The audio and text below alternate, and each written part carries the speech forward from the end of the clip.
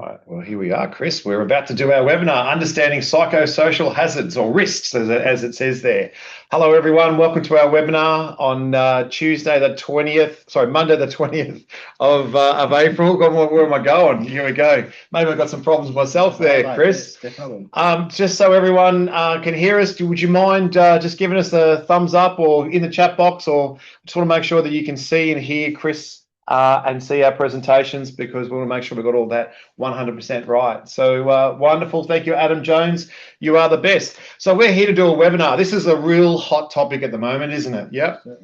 And so we're going to go through together and go through, this webinar, which is around understanding psychosocial risks. And it is Monday, the 20th of April. And I had no idea what possessed me to say it was Tuesday. But anyway, today's session, what we're going to do is we're going to cover what is the legislation on psychosocial health. I think it's really important.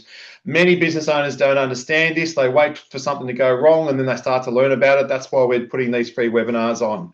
Understanding your responsibility in today's world of work. So I think it's really, really important that as business owners or CEOs or managers, we need to be aware of what our responsibilities are. And the big one is how to prevent it. So how to prevent psychosocial hazards in the workplace, I think, is really, really important. Okay, so for those who don't know me, my name is Colin Wilson. I am the owner of Key Business Advisors. We're 18 years young and very passionate about what I do. And I have beside me our great presenter, Chris Tankard. Introduce yourself, Chris. Hello, everybody. I've been with Key Business Advisors for nearly 2.5 years, and I'm very passionate around the WHS and especially psychosocial health. And now in the current environment, it's even more important to manage these risks very well. Okay, so what we're going to do is we're going to get into it, but for those of you who don't know, we're all about taking business from good to great. We do take our customers on a journey through all aspects of employee engagement performance, and we live by our values: integrity, passion, commitment, collaboration, and accountability. And we have a really good proven model in what we actually do. How do we do it? Well, we do this thing called discover, identify needs, design, deliver, and that ongoing support. And our case studies and testimonials are a testament, and our Google reviews of what we actually do. So this is a free webinar, and we do this to try and educate clients out there in the marketplace of just, and it's all types of advice that we give, but in today's one, it's around that psychosocial health. But I'm just going to start off that first slide, if I may. And this is a really interesting slide. So mental health, right? And what does it exist of, right? So it comes from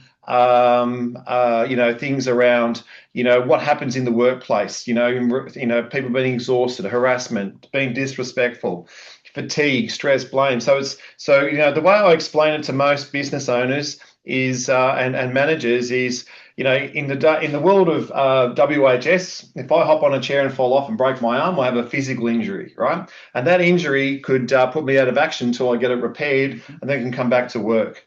Mental health is the same thing. That's what psychosocial is, right? So I don't have to fall off a chair. It could be just how I mentally feel about working under pressure or something might happen in the workplace that can affect my mental health. This is, if I can say, there are genuine cases out there where people, do go through WorkSafe and got mental health issues that have happened in the workplace.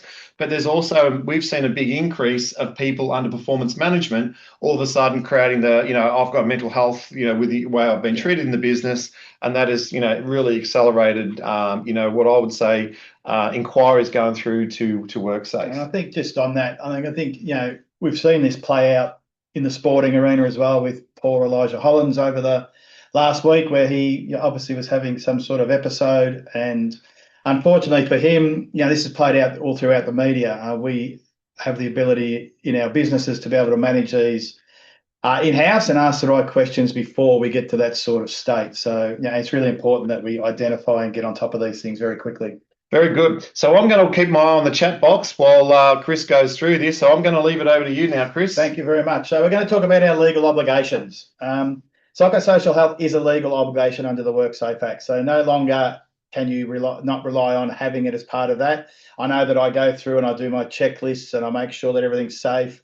We do our toolbox meetings and we look at any incidents, near misses. We need to now identify and make sure we identify risks that could lead to psychosocial events in your workplace. So a bit like every other incident, we've got to make sure that we use all the tools we can to be able to identify any hazards that are in the workplace. And for this here with the cemetery or the funeral industries, there's a lot of risks out there. You're dealing with heightened families. You're dealing in unsafe work practices. Could be isolated, rain, heat. There's a lot of variables that come into your risk management planning that you need to take into account, especially in relation to the psychosocial health. We'll go through and talk about how we assess and manage the risks for the health. And as I've said, we apply the same risk management principles as we do for physical hazards. So Colin's example of falling off the chair and breaking our arm. We need to make sure we use the same management for the psychosocial hazards that can be in your workplace. And I think the big thing here is we need to make sure that we manage psychosocial risk. It's a breach of WHS if we're not doing it. So it's not just considered poor people management, it's considered a breach of the WHS Act. And I know for a fact that WorkSafe are out there looking at your processes, procedures, what documentation have you got in place, and are you following these, and are they robust enough to minimise the risk? I just want to put it out there. We have a lot of people in the funeral and cemetery industry that have joined this webinar. We've also got other people who are not in that industry as well, right? So, okay, so let's have a talk about these psychosocial the hazards. What does it look like? So the factors that we do it's considered best practice out there by all our WorkSafe, Safe Work Australia, is we need to have a look at the following factors: work design, systems of work, the environment that people work in, and the workplace interaction. So your work design could be, from isolated work. It could be to where we locate people. The role that they're doing, are they qualified to do the role? Are they not qualified? Have we given them the right training? Are we putting them under too much pressure? Are we not putting them under any pressure at all, where they're just coming to work and don't feel like they've got a purpose? So we really need to make sure that work design and the job is crafted to get not only the best out of your employee, but to make sure that you're providing a safe place for them to come to work every day and perform their duties to the best of their ability. Systems of work, it's all around our ability to, how we manage our teams. So, making sure they're managed right, they're led right, and we make that safe. So anything from Colin mentioned just before, if we do happen to get into that performance management process, that we are doing it safely and as per the Fair Work requirements.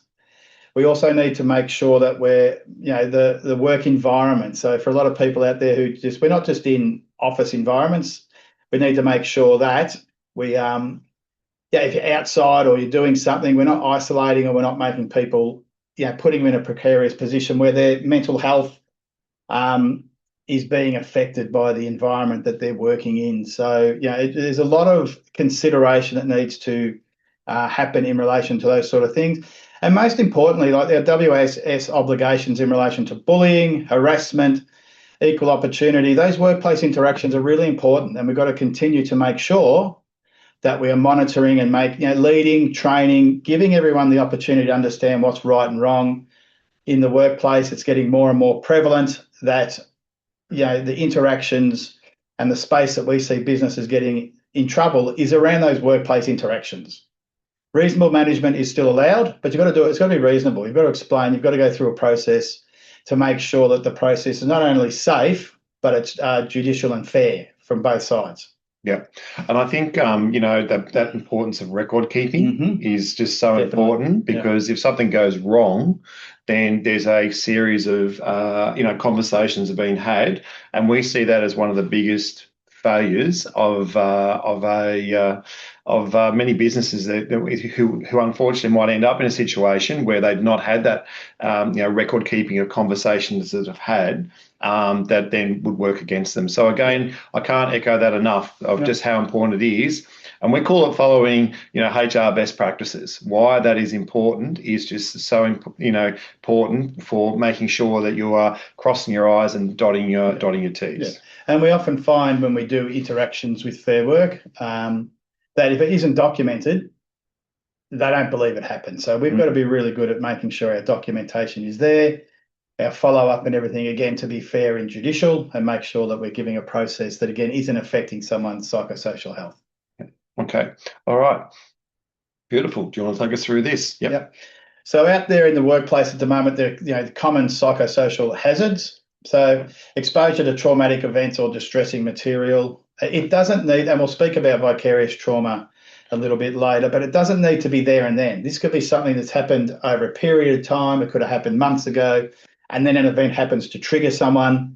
We need to be really care about that exposure to traumatic events, and there are industries that deal with this daily, hourly, and there are others that it may happen occasionally. So again, we've just got to make sure that we are checking in, asking the right questions of our staff as managers, observing. If you see someone's not looking their normal self, ask a question. I've just noticed this, or my observation, I'm observing that, Cole, you're not looking yourself today. Everything okay? Well, they just had that with the Carlton Footy Club. They did. Yeah. So there's a really good example. Yep. So I think 100,000 people at the G saw that something wasn't okay, but they failed, and I think that will come out later, that they've probably failed in their duty of care to ask those questions. So high emotional demands, jobs at times get very, you get high pressure, high volume. We just need to make sure, again, that we're managing people's ability to be able to do their best and that they're not overloaded, because then again, those psychosocial hazards come in, the thoughts come in. Very hard to treat what's happening in your head, after the fact. We've got to get on the front foot and make sure that we're treating those things. Big one we see a lot is low role clarity or poor organisational support. So that role clarity is around position descriptions, making sure someone's really clear on what they're doing. Are we inducting people into the business really well? Do they know what their role is? Does everyone else know what their role is? Because we see a lot of, when people get out of their lanes and start playing in someone else's lane, that's where we find the trouble starts to occur. People start to undervalue themselves, people take over, and then that organisational support of not having the right documentation, systems, processes in place to be able to make sure that we are keeping our teams and our business minimising that risk. Yeah, I think it's important. I think the other thing too is we see a lot, Chris, of emails sent at 11 o'clock at night, or, capital letters in emails, or, one of my biggest hatreds is the apps. A lot of people use WhatsApp and all these other apps, and sometimes it can get a bit heated in those apps. So human brain is, I get it off my chest and lumber it on you, and I feel good, but do you actually feel good? And this is where they're now starting to question. And that there's a policy out there which is the right to disconnect, so I don't have to respond. Yet we still have it where people that have rung in who there's a problem with the company, and we've found out that there are people that are managers in the business that are putting high demands, way after hours, expecting an answer, and again that contributes to somebody psychosocial. I just want to put it out there, but if I'm on a shift work and I don't respond, that's a different story. Yes, want to make sure that it's we talk about that. Yeah, and normal business hours. If you've got emails or you need to get something off your chest through that, put a delivery delay on. So, best practice, if your work starts at 8:30, send the email that night, send it at 8:35 the next morning. Know the person who you're sending to isn't going to look at it that night, and gives you time to as well to have a think about, do you really want to send that in the moment? And that's best practice. Again, around that conflict, bullying, harassment, we need to manage that. We need to be on top of that. That's never going to change. It's been part of the WHS Act for a long time. We need to be able to ensure that any conflict is handled through a grievance policy. Every business should have a grievance policy, and we should follow that. So recently I was part of a Fair Work investigation into this, and the business got all the green ticks because they had a policy, they followed the policy, their staff knew the policy, and whilst the outcome wasn't what the person wanted, the outcome was considered to be an outcome that was business decision. But because we ticked every box, there was nothing more to see here, and Fair Work actually commended this business on the process and systems that they had in place. Yep. That bullying and harassment, it's no longer good enough to just be silent. Silence a decision. If you stay silent, you've made a decision. If you're a manager, a leader, an owner, that's the wrong decision. You need to act, and act there and then. And we can really help around the process and policies you put in place to not only protect the person who's being bullied and harassed, but you've also got to protect the other person from themselves at time. Yeah, and Chris, a question was asked me this morning by a client. Someone's brought a sexual harassment to my attention, but they don't want me to do anything or say anything. But now I'm a manager, should I actually do, am I obligated now to do something, or I'm under pressure here now. So, this person's come to me saying they've been sexually harassed by somebody else in the business, but I just want you to know, but I don't want you to do anything about it. But under the new laws now, what does that look like? You've got to act. Yep. And if you're not confident in being able to act, you need to give someone like ourselves a call, and we'll guide and coach you through the process. But you need to, you've got to provide a safe workplace. And I had a hazard identified to you. You've got to act. And you've got to act not quickly, you don't have to act quickly, but you've got to act safely and make sure that you're following a process. And that's why we recommend having a grievance process. It was very clear in my interactions with WorkSafe the other day that it doesn't need to be a written complaint. They're very big on removing the barriers for complaints. So if someone comes to you, English second language, not great at writing, and they come and say something to you, that's considered by WorkSafe, especially in Victoria, as a formal complaint, and we need to act accordingly. Yeah. So business leaders, if you hear something or know something, don't be compliant and let it happen, because the standard you walk past is the standard you accept, and that's what the standard is in your business. So we really need to act on those. And as I said, we can help coach you through that. Remote or isolated work, it's a really, really big one happening at the moment. So people are going out, working on their own, being on their own, and there's no check-ins. Do we know if they're safe? Do we know if they've got back? Can really lead to some really poor feelings in people when they're out there on their own. So, I love coming into the business. We have the interaction all the time. Cole, our team's fantastic. So you always feel supported, but it's always nice, end of the week, I know at about 4:10, my phone's going to ring and you're going to check in if you're not here. Yeah, that's right. To see how we're going. I always want to wish you a happy weekend. That's just part of me, what I do. Yeah. But again, if Cole's not here, that's he's making sure he's not isolated. He's still got that connection, but we all feel connected as well. So we'll go through what best practice remote or isolated work looks like. Poor change management, another one where you think you've gone through the process of changing someone's role or the organisation structure. We need to consult, and we need to make sure that we're answering any questions and addressing any concerns with that. And I touched on this earlier, excessive or unpredictable workload. So, really stacking work onto someone and then expecting them to, to be able to perform at their best. Unrealistic deadlines, those sort of things are going to cause great harm to someone in the way they think and how they see themselves performing. Can I just jump in on there? Yep. Okay. So two things I want to talk about. So number one is we've got a return employees come back to the business. So and he's coming in as a manager. His name's David. So on the 30th of March, I actually put up what he's coming to do, roles, responsibilities, all above, and he's going to manage the business team. So which I think is absolutely fantastic. And again, today's his first day, and in the meeting, I put up that same slide for the same reason, to make sure that everyone understands what his role is and what he's coming to do, because that is part of communication, which is what we see a lot of not happening in a business. We see communication, but we're going to that next level to reassure everyone that this is what he's coming to do. And I think, the other one I think is the unpredictable workloads. I just want to put it out there. A company that's got really good culture, where we know that we're going to be under the pump. I know my team, and we've got other clients that have got absolutely fantastic teams. Those staff will go above and beyond to go do those excessive workloads. But us as managers, we need to observe that, and we need to make sure that we're doing something to give them a bit of time off, or making sure that they're okay, and checking in with them. But what's really important is it cannot be sustainable. It can't continue on. And again, this is where psychosocial hazards start to happen. Yep, definitely. Okay. All right. So let me just go to the next slide. Sorry, guys. Here we go. Beautiful. So we're just going to talk about vicarious trauma. So vicarious trauma, it's not a new word. It's been there for a long time. We need to make sure, and this, we're just giving you an example here. Yeah. So if you're working in a cemetery or these type of industries, you're exposed to grief, death, and trauma on a daily basis.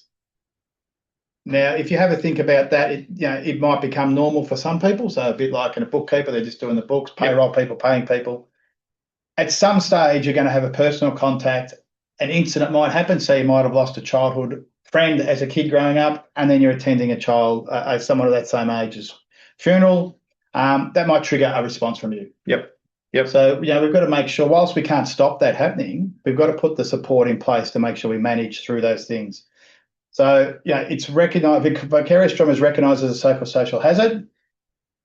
And I think the big thing that we've found over the last couple of months is we need to strengthen our documentations. Right? It's no good having the words stress or mental health in your policies without experiencing or referencing vicarious trauma. Yep. You need to reference, acknowledge it, and know that it's out there. The other thing is what gets businesses in a lot of trouble or puts them in, not as a great place to work. Cole, you should practice a bit more self-care. Yep. Yep.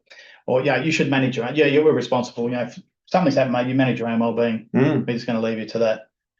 That's not great practice. It can't be a primary control. We need to be out there supporting the employee. How does he manage his business? How does he manage his well-being?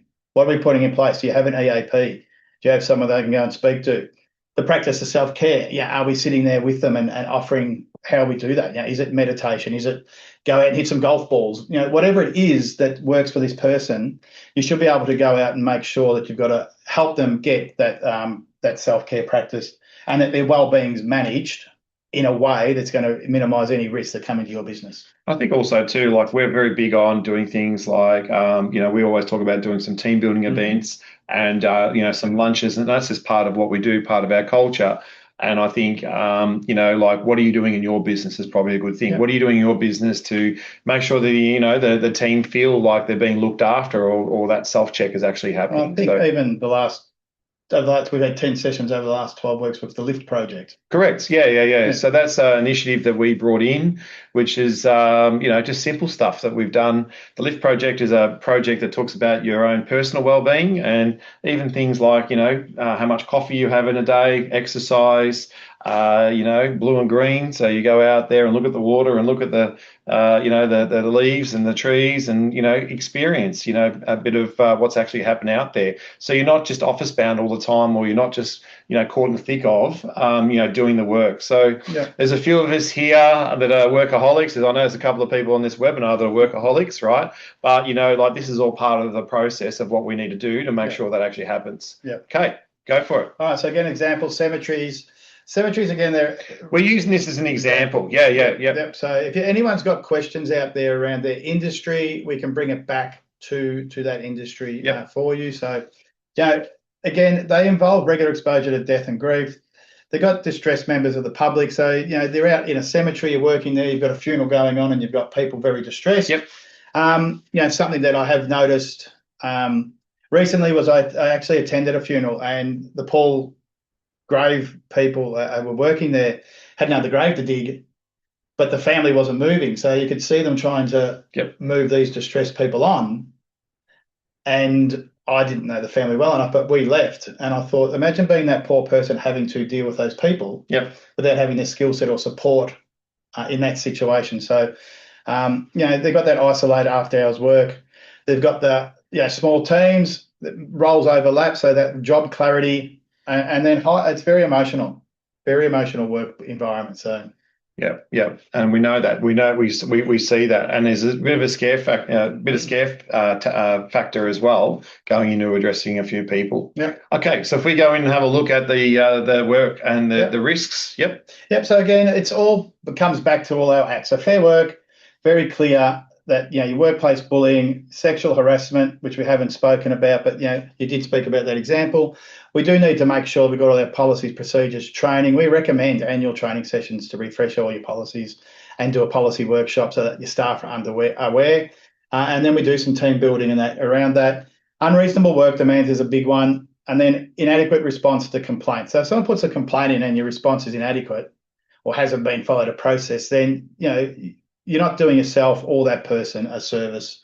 Well, that wins the work cover claim, doesn't it? Without doubt. Yep. Every day of the week. Yep. So we see that it wins the work cover claim because they've reached out to a manager, and that's why I think it's really, really important. Management training is very, very important in today's world because we've got to if something comes to you with a complaint, you've actually got to act on it, and that's where we see a lot of the the cases that come through through this business. So Yeah, so and that's been we've had a huge spike. Not that we like doing the reactive work, we like to try and do the proactive work. That's what our whole model is all about. But we've certainly had a fair bit of reactive work of new clients coming to us wanting help because the situation's actually happened in their business. Correct. So if we talk about things, there are some key takeaways.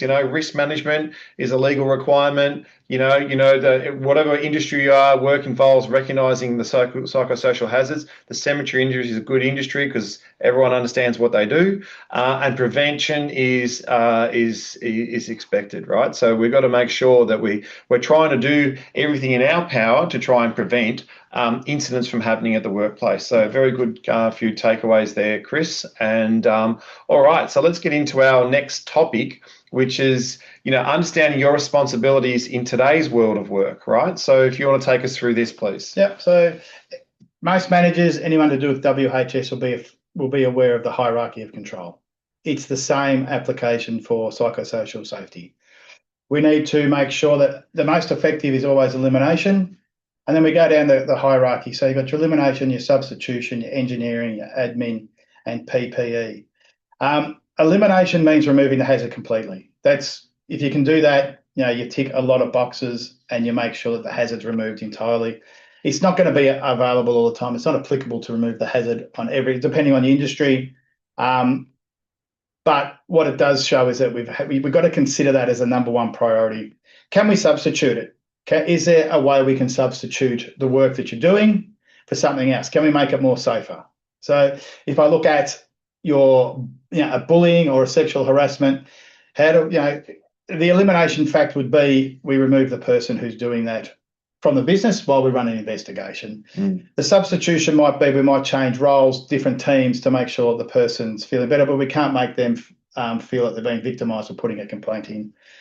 Engineering, what can we do out there to make to stop the frequency? So job design, time between tasks. So when people are really busy, and I know I see this with you a lot, is you complete a task and then you're expected to jump straight into that next one. You're not giving yourself the ability to just recalibrate, get your mind in the right place to then tackle that next task. So you're probably best to speak about that sort. Yeah, well, you got a problem when you make your lunch and you put the food in the bin and throw the can in the actual in the container you're about to eat out of. And I did do that a couple of weeks ago, and that's where the guys are checking in on my well-being because clearly I needed some help. So I think it's this is important. I think we also need to understand in the world of work that we're in today. We work with different personalities, we work with different generations, we work with different nationalities. So I look at that's a bit of an ingredient for disaster, right? But we need to understand it, and we do, as we've said, we work a lot within the funeral industry, we work a lot within the cemetery industry and many other businesses as well. But in particular with the funeral industry, they don't retire, right? No. So we've seen the alpha come in who's 16, 17 doing a bit of part-time work, and then the baby boomer at the other end. So there's like 5 generations working in a business. And there's a different way of communicating. So again, companies got to work out, well, how do we do this? And I always go back to, the older generation like the face-to-face, sit down, have a conversation. The younger generation just stick it online or on a chat and let's make it work. You got to find that happy medium. And what's important is you got to make sure that you're not upsetting people and it's not affecting their well-being, which is part of this process of psychosocial. And therein lies one of the biggest challenges. It is. Different generational.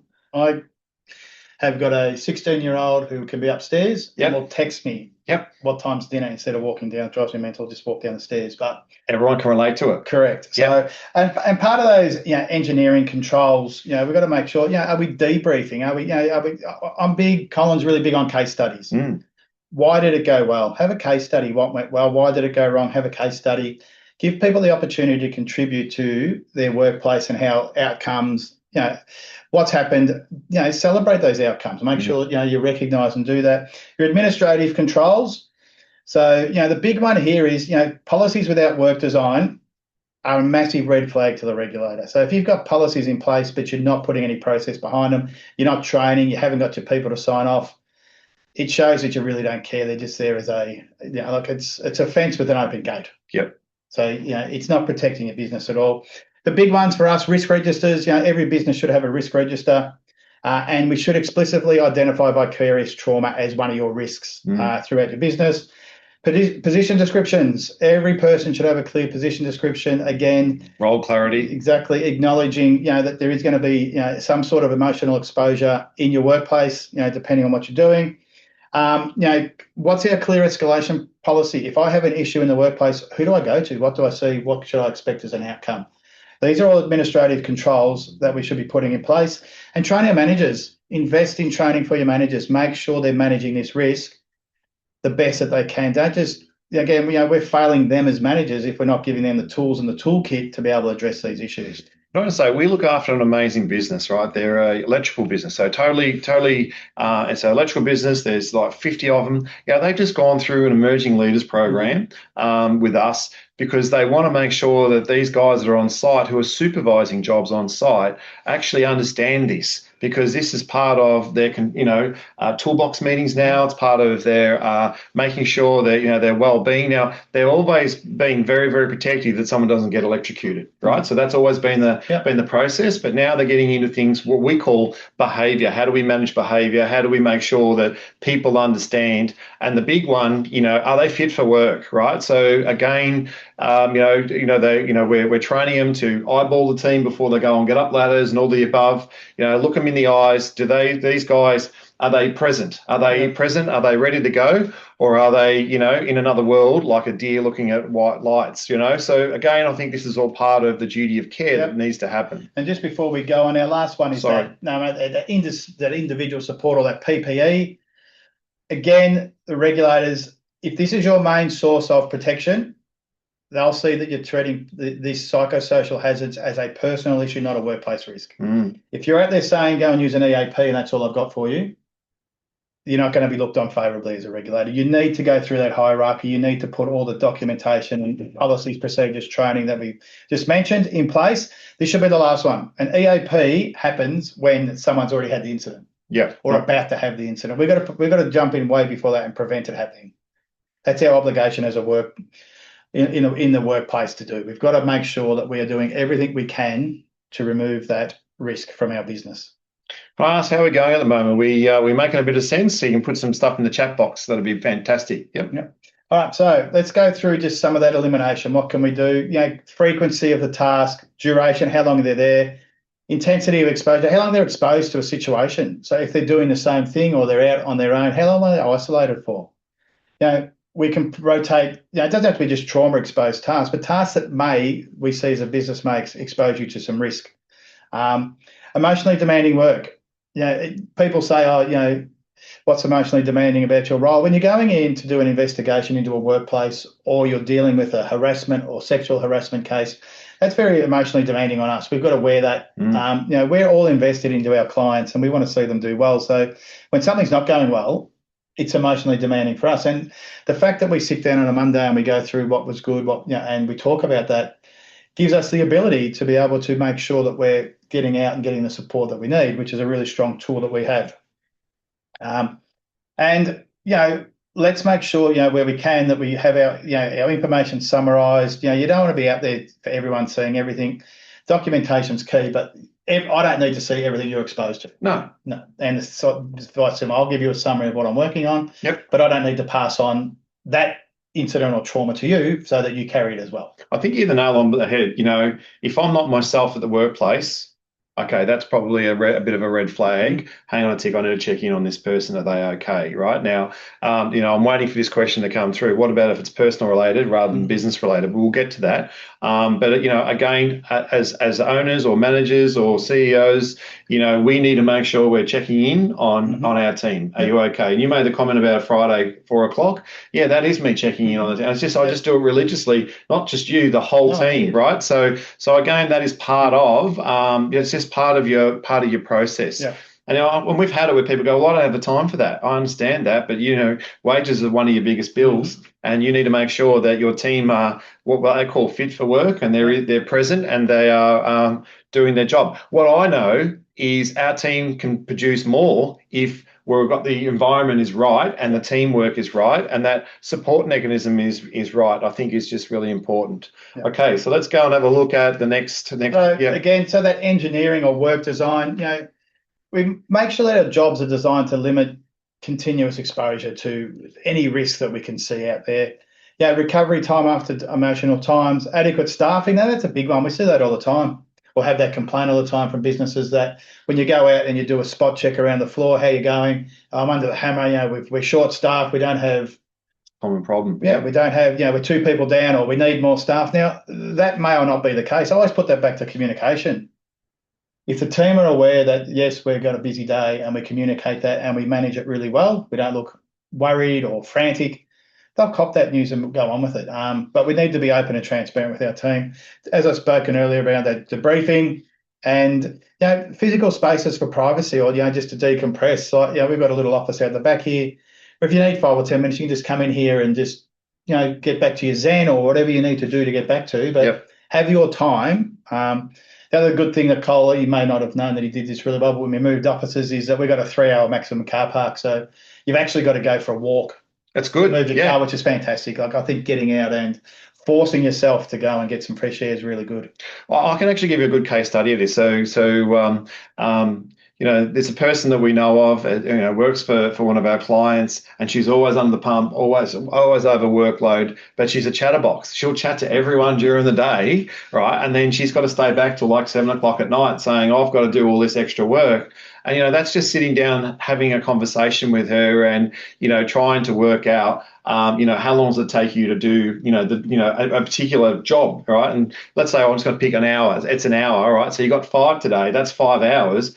So you should have some time out. What actually happened? And that's just a bit of, if I can say, it's been a bit of, a conversation to have and just say, made a bit of a joke in sort of saying, do you realize that you're a big disruptor in this business? And she agreed, right? I am a disruptor. I go and talk to everybody. And again, that goes back to, well, it's our responsibility to make sure that you're not here by yourself after hours and you are doing the work that you need to do. And you need to be mindful of some of the conversations. Yeah. And this particular manager said, so do you give me the permission to coach you or tell you when you are disrupting somebody or wasting time to get back to work that you're not going to get upset? Yeah. And that's the agreement they've got, and it's all working perfectly right now. So again, I think communication is always a big thing in the office. And then the other thing too is we do see where people are under the pump and it's not sustainable. So, maybe that's an opportunity to sit down and go, well, how can we do this better, guys? What are some of the things we can do? Yeah. Right. And,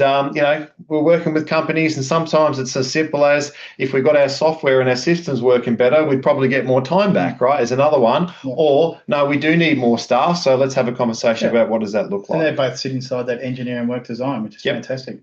Beautiful. Admin, we'll just go through those. So again, I spoke about your risk registers. You have to have them. If you don't have them, you're in massive regulatory risk. Position descriptions. You're trauma informed, or check in with your team to make sure that they're going okay. You'll know when one of your team members isn't okay, fit for work, whatever terminology you want to use. You'll notice that they're off.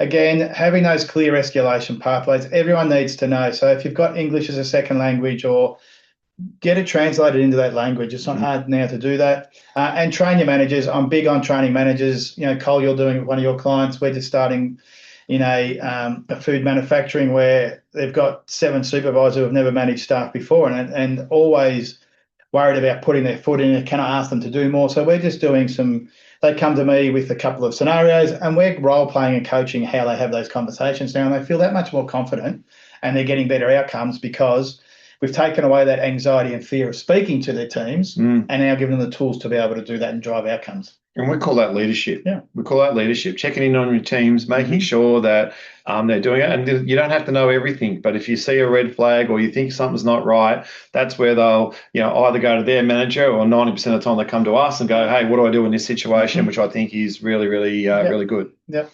Is there anything else you want to cover on that? No, we're pretty good. We're good on that one. Beautiful. So then again, as I spoke, your lowest level, your EAPs, your counselling, these can never be your primary control. No. These have to be the last measure. If we get to this bit, the trauma's already happened, the incident, the trigger's happened. We've missed the opportunity to stop it to getting to this level. So we've got to act before it gets to this level. 100%. All right, very good. Righto. So here we go. We'll just go quickly through as a manager. What are your obligations? So you've got to exercise due diligence. All right, you're responsible for that. You've got to make sure that you supervise, implement, and monitor your controls. Are they working? Are they not working? Is this best practice? Is it not? So understanding. So again, back to cemetery, the psychosocial risk. Every business will have their psychosocial risks. What have we done out there as a risk register? Yep. To see, and how we're going to manage that. Look at your head count, look at your orgs charts, look at your workload. Really, a lot of businesses are doing this at the moment. Cannot speak more strongly than early intervention. You have an obligation as a manager, and the regulators want you to. Now, if you're sitting there in an interview after the fact and said, "Oh yeah, Cole, he's been off for weeks. God, the other day he put a can in his food and he threw the food in the bin." The regulator's going to say, "Well, why didn't you intervene there? There's a spot to intervene." And then appropriate responses. How you respond minimises that risk. And again, if you're not well versed or you don't know how to do it, we can help coach you through those conversations. Once you've done it a few times and you've had that support, it becomes second nature and you do them really well. Yep, very good. And I'm never going to live that down now. No, you're not, because you got it right then. I was very happy for you. Yep. And your workers, they've got to take care of their own psychosocial health as well. They've got to follow reasonable policies and procedures. They can't, again, WHS 101, we need to provide a health and safety work environment. Workers need to work within a health and safety way for themselves and others. So they need to follow your policies and procedures, and we need to encourage them to report hazards and concerns early. Great workplaces see this as an opportunity, and the team come and report. What we find is if there's not a safe culture or your team don't believe it's safe, they're not going to report anything, and we are that far behind the 8 ball. You'll never catch up, and you're going to have an incident. So what happens if I've got somebody who's bringing personal stuff to work? What do we do in that scenario? Well, again, they're inside your workplace. Yep. So you've got to address it, have the conversation. So again, there's a multitude of things. There's a fitness for work thing. So is someone going through a bit of personal distress out there and they're drinking too much? Yep.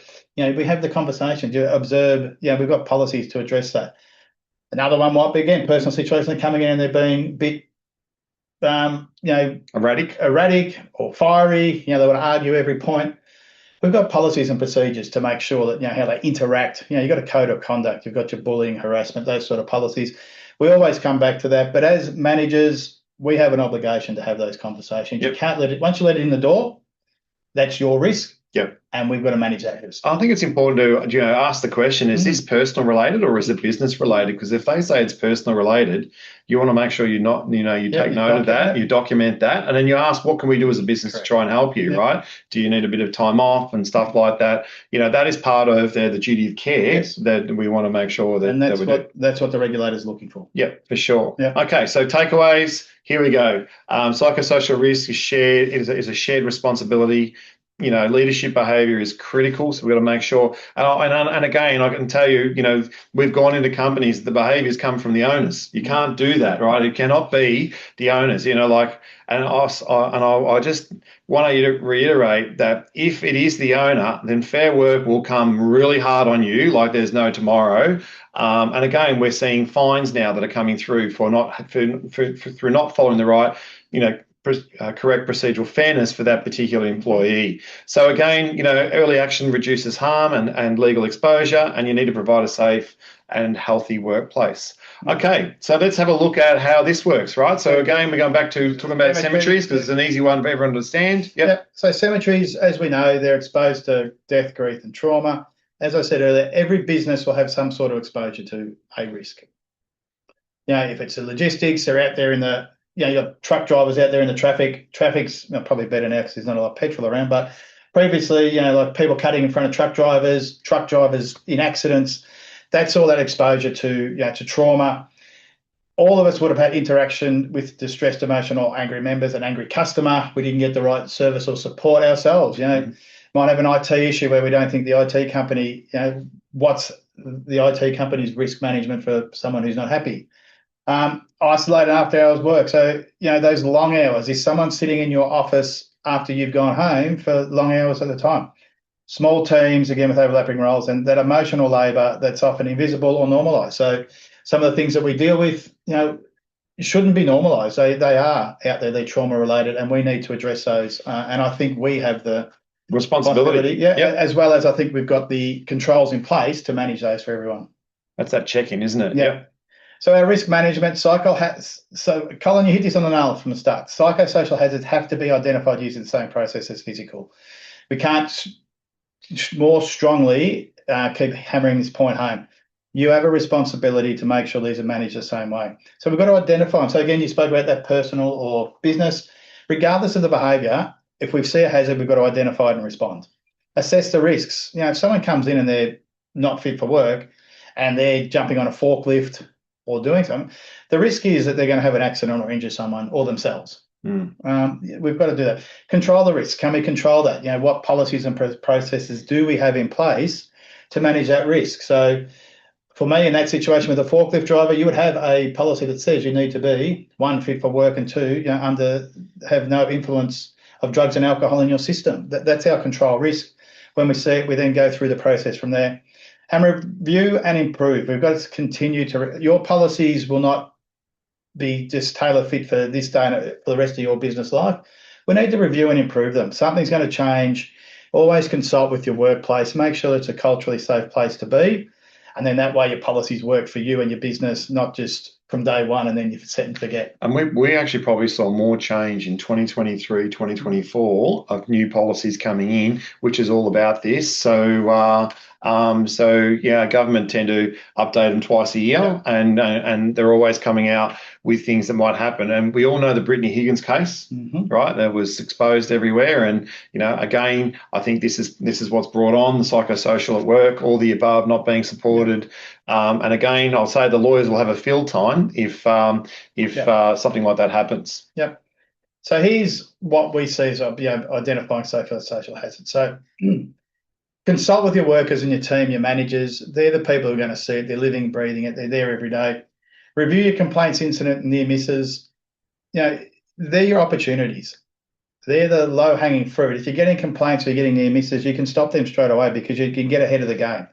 Near misses are really important, the same as probably more important than incidents. You can, with a near miss, if you don't act and then an incident happens, the regulators are going to be all over you. So you need to do that. Everyone should be monitoring overtime fatigue and leave patterns. All right. If Bill's having every Monday off or turning up late every Monday, I'd be asking the question, what's going on the weekend? Observing work design and role overlap. So again, we're really big on job classification. Your PDs, that documented there that everyone knows. Again today, I really was good to see. Just to confirm what David was coming in to do. Yep. We all know now what his lane is. We know what our lane is. We know where we ask for help. We know where we don't. It's made sure that there's no overlap and everyone's comfortable with how they do. And the big ones for me are those informal warning signs, the withdrawal. They start to become, that fight or flight mode becomes fight all the time. So, Colin, I just like, can you do this for me? Yeah, I'll do it in a minute. I mean, like that's not how Colin would normally act. The burnout, are we overworking? Has someone not been on leave for, 2 years and all of a sudden they just not themselves, they need to go on leave. So those things there that we can put in place, your leave policies, asking the right question, being a good manager and just being, socially and morally, doing the right thing. I always look at it how I'd want my child looked after in a workplace. Yep. 100%. I think, look, as an owner, right? Like, we went and did a big conference up on the Sunshine Coast. You stayed for an extra couple of days, right? That's your time out. That was your weekend, really, when you think about it. And that goes back to, that's just that awareness that Chris is talking about, that we need to make sure that, we're looking after our team, because we want, for me, when they come to work, I want them to come to work because they want to come to work, not have to come to work, because, that's a problem in itself. If you've got employees that come to work because they have to, not because they want to, then, what that is they're losing the passion for who they're working for and what they're doing. And I think that's, that's something that you probably need to address and try and turn that around. Yeah. Okay. So again, we go back to how we can control the risk. Again, back to work design, making sure that we're, the picture says it all: assess, control, review, and identify. So if we identify a risk, we then assess what level of control we need to put in. We then control and review. That's the cycle of risk management. Adjust workloads, make sure that we're asking the right questions. From a management point of view, continue to case study, continue to see what your team, what's going well, what's not going right. making sure that you give teams predictable hours and time to recover. Again, this is a key point I've had through the whole presentation: clear escalation pathways. Your staff need to know who to turn to and when to turn if they need to. Give some spaces for people to go. Like, I love going out, and today's beautiful and sunny here in Melbourne. Wherever you are, I hope it's the same. But I'm looking forward to go and move my car. No one ever says that, but to get out in the sun in a minute, get 10 minutes. And when you've got isolated workers or people working on their own, make sure your communication is 101. You need to make sure you know where they are, how they are, when they're getting home, how they're getting home. If someone's staying late in your office, what time are they leaving? Don't wait for the alarm code to come on your phone to say someone just left and it's 10:30 at night. You need to be on top of that before that happens. So can I just say, a few years ago when this was all coming in, I know I went and did a course on this, and I remember sitting there saying to the person who was presenting, who was a lawyer, saying, why would you own a business now with this psychosocial, right? And since then, like it's the policy's got even more serious, which is why you've been doing a lot of training on to go and share that with everyone else, which I really appreciate. But the big one is, this working from home, you are responsible for somebody working from home. So if they work from home 2 days a week and not interacting with people, or they're not feeling part of the team, or you're just emailing them, do this, do that, do this, do that, do this, then that is a high risk. Yeah. So and we're seeing more companies. We're in the land of Victoria here, land of disruption, worst state in Australia, as you know, most broke state. But Jacinta Allen wants to bring in compulsory working 2 days a week. Like, that will escalate this. Like, there is no tomorrow. I don't think it'll go through, but never say never is the saying. But again, that just puts a lot more pressure on business owners. And I'm all for people, having a hybrid, or if they want to do that. I mean, that goes back to your business model, but you've got to have those check-in mechanisms to make sure they're okay. And I'll say not an app, right? Because again, I'm not talking to anyone, I'm not physically talking to anyone. So it becomes very, very, it's becoming, a bit challenging. Yep. So in summary? Yep. So controls, you need to review your controls. Regulators expect you to review. If a complaint or incident occurs, you need to review what's out there. If work practices change, you should have that consultation. You should be reviewing all your documents and making sure that they're still current. Controls are not effective just on their own. So you've got to keep going back, consult, review. You've got to really work on this. It's not just a tick and flick. And the documentation, Colin's spoken about it, I've spoken about it. It demonstrates compliance. It demonstrates that what happened, how we did it, why we did it, and what the outcome was.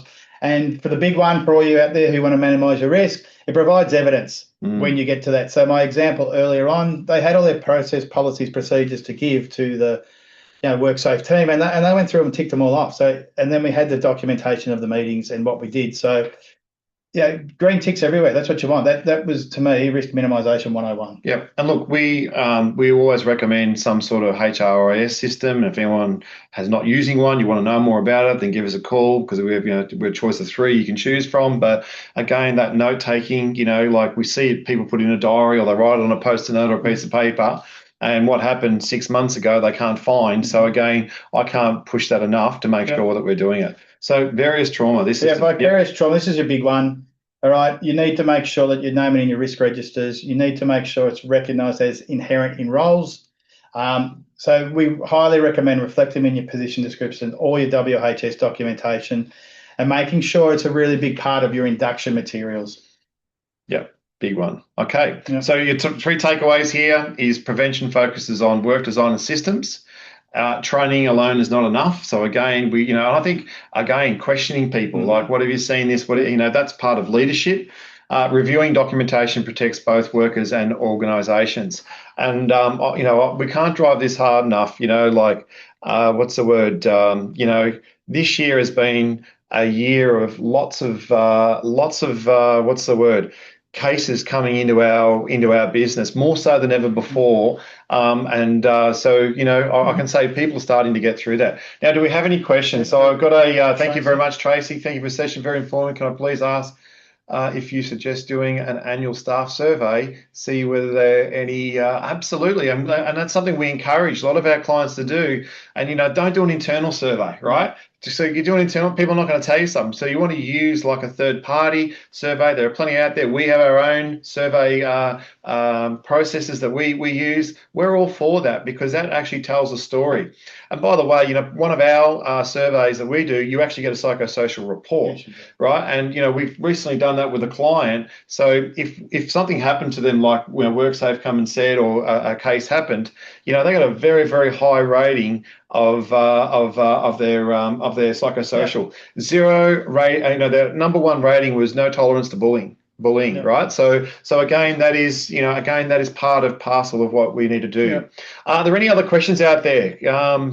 While I'm doing that, while you're putting something in there, I've actually one thing Chris didn't talk about when we did the webinar, just the value of doing some form of strategic planning of your business. So how do we now bring this into part of our conversation? Everyone has a marketing plan. They got some form of business plan, but what are we doing when it comes to a staff plan or this psychosocial? What are we doing to try and make this happen? So this is a never-ending story, this book of mine, but 10 chapters is done. It's all just about submitted for print, and and it talks about a lot throughout this book about just how important it is for you to actually, have a process that actually you work with your team, right? Because you can't run a business without a team. And what we need to do now is have a company or an organisation where people come to work because they want to, not because they have to. That is a big thing that we're doing.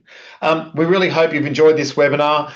We've got more webinars coming up, effective people, and we've got workshops. So there is an effective people management workshop that we're doing here at our office here. We're happy to come to you as well for many clients out there. We've got another webinar on the 18th of May, Why Business Strategy Matters. And I'm going to link it back to psychosocial because that's what it's all about and working with people. And then we also have another workshop that's down there if anyone wants to increase their sales capability. So on behalf of Chris and myself, we hope that you've enjoyed this webinar. And we absolutely love what we do. It's a free webinar. We do it because we want to share our knowledge, and it's a good way for you to see what we do. And for some people out there already clients, thank you very much for being part of the KBA partnership that we've currently got. And anyone out there who met us for the first time, then by all means, please give us a call and contact us because we're here to help. We just want to make sure that you've got a great business, great culture, and you get great results. So that's pretty much it. And if you like what we've done, give us a Google review. If you're not happy with what we've done, please email us and we'll address that. But I just want to say thanks very much. Yeah.